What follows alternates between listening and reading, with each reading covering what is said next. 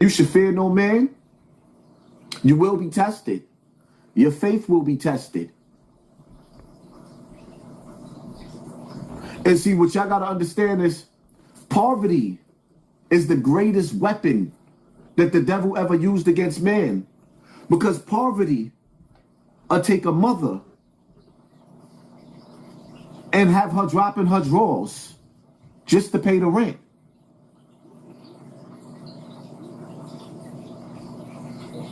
Y'all seen Set It Off? That was one of the most craziest scenes. When you sat back and you watched Jada Pinkett fight to get her brother out of the hood. Like, nigga, no. You going to college. You getting out of here. Because she knew she had to get him out of South Central. So what did she do? Nate, I'm in the bind, Nate. She sacrifices her body to save her brother. The same way Jesus, when he came, he sacrificed himself to give you the word of God.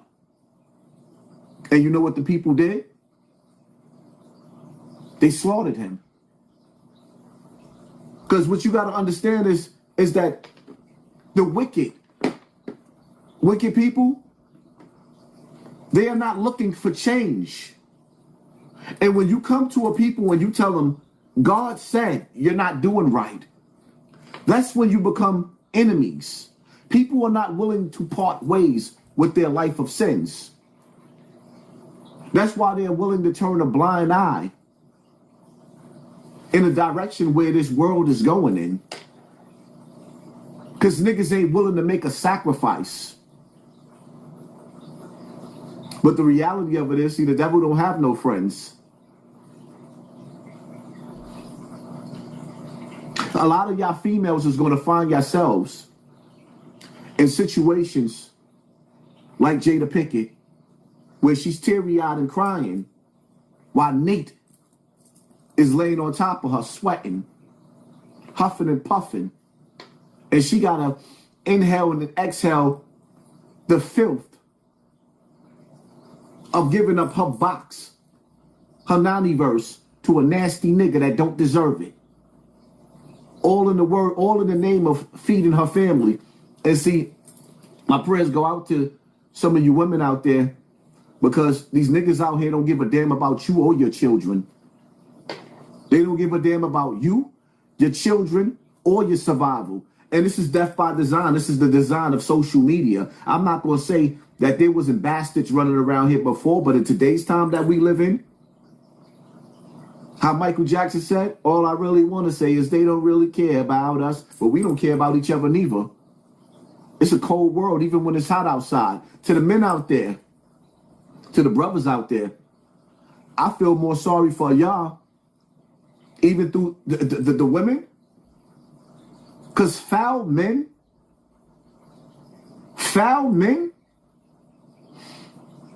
they ain't got to worry about nothing. They cold-hearted. But the brothers out there that put themselves on the front line, and the brothers out there that do care, the brothers out there that do raise their children, the brothers out there that's hurting, that's broken, these women out here, they're cold. They can see you suffering, going through something, know you mentally going through something, and they won't be there.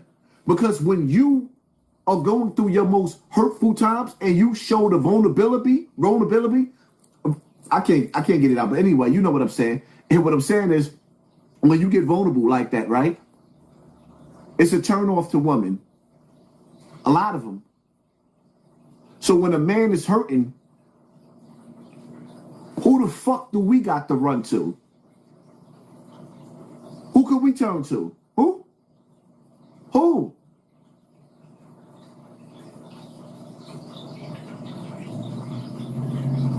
How that nigga 50 said in Get Rich or Die Trying, he said, show no love, love will get you killed.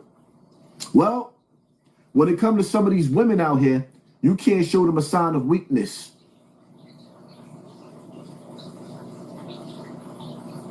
But to all the brothers out there that's going through it, I know what you're going through. I've been through it. Sometimes I still go through it, and I want y'all to understand something.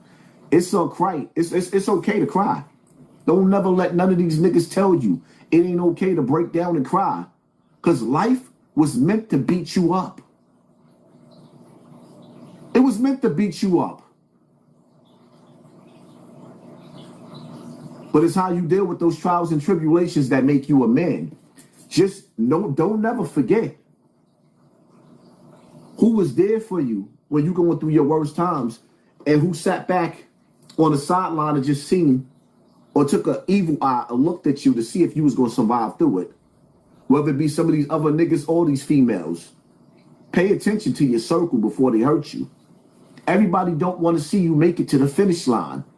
And everybody ain't going to make it to the finish line. It's a cold world even when it's hot outside. Sometimes you got to keep an open eye because you're sleeping with the enemy. I mean, they smile in your face. All the while they want to take your place. Remember something. Life is like a video game. Once you beat one board, you're on to the next board. It's a new challenge, my nigga. It does not end. And envy doesn't just go away.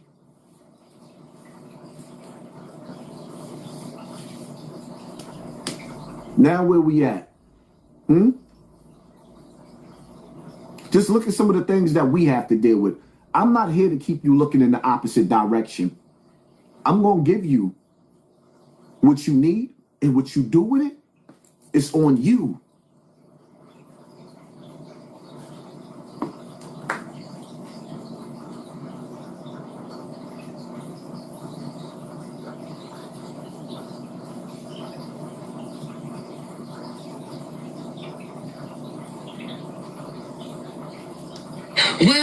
Well, and welcome to another day in the racist ass United States. Now, in this video, we're going to talk about the globe, and we're going to talk about culture.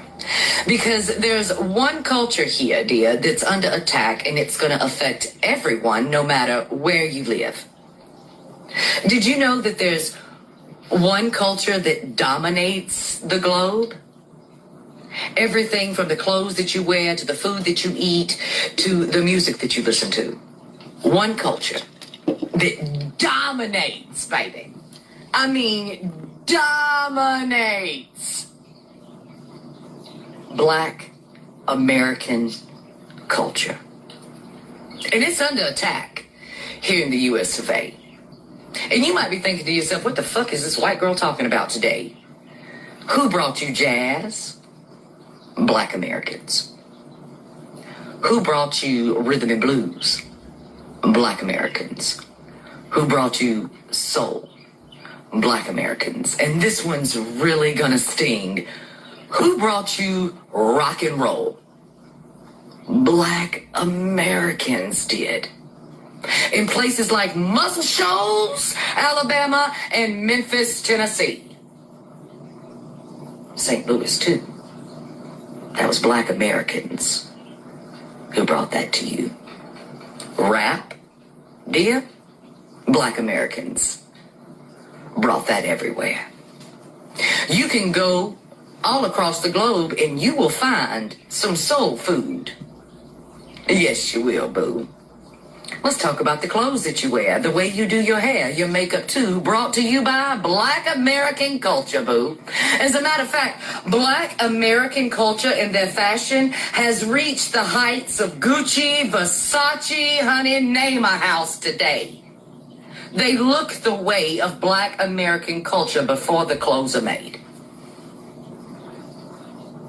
It is the most dominant culture on the globe, and it is under attack today by the mediocre ass white men here in the US of A. So if you think racism is just an American problem, baby, well, it could affect your style, your music, your hairdo, the food you fucking eat, and your freedom too. Because it was Black Americans, baby, that set the stage for civil rights for every fucking body across the globe today.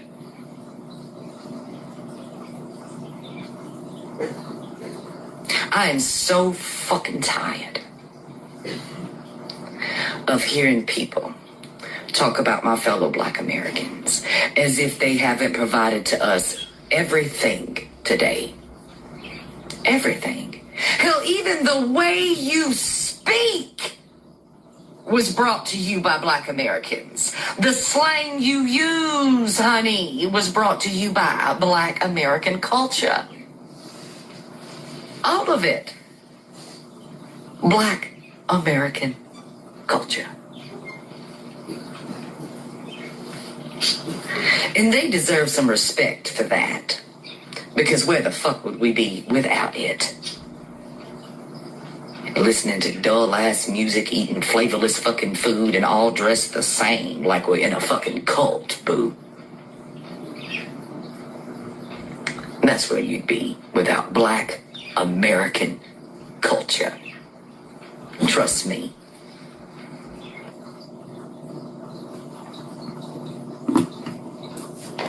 The question is what is we doing with that culture today?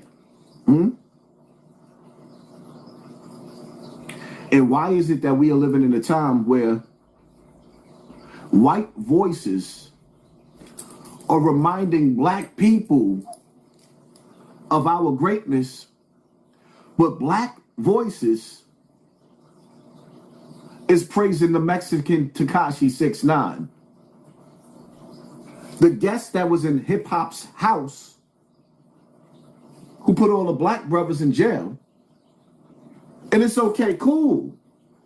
But why are you still a guest in our house?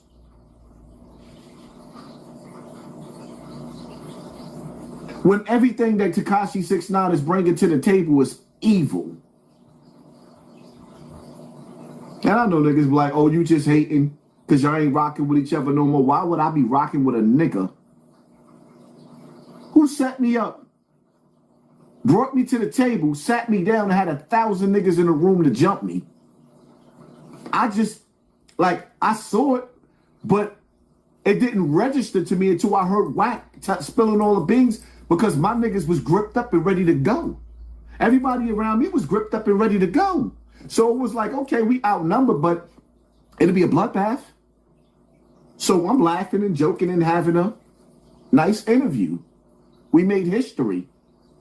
Because when Tekashi sat down with me, there was no, he was blackballed. He couldn't even get a song on the radio no more. No more concerts, no nothing. That sit there was so controversial that it pushed him in the forefront. But as I went through my fallout with Agent Wack 100, ever since then, my channel didn't grow until recently. And when they realized that I started creeping through in the algorithm again, they start suppressing my channel. Y'all niggas ain't never seen me go live with just 1,000 people in 26 minutes. Just 3 months ago, I went live and had 32,000 people watching me in attendance. And when they realized that I still had that power, they started manufacturing evil on my channel and doing what they do best on my Instagram, on my TikTok, all my channels. But nevertheless, we already understand what it is. We are on a doomsday, man-made doomsday apocalyptic clock. And it disturbs me where I see more white heroes, more white voices than Black. Especially at a time where Black people have been put in a position to have a voice. And having a voice, it's power. And they ain't doing nothing with it. Nothing. I come from a era and a time where Tekashi 6ix9ine wouldn't even be a conversation after he did what he did. Unless he was trying to undo what he did, which he had years to do, and he never did it. Now, the music industry has been designed to fail. They burnt down the house that Russell Simmons and Africa Bambaataa built so that you could, and we ain't going to get into the fact that they sold it out from the beginning, but you'll never make another penny off of it.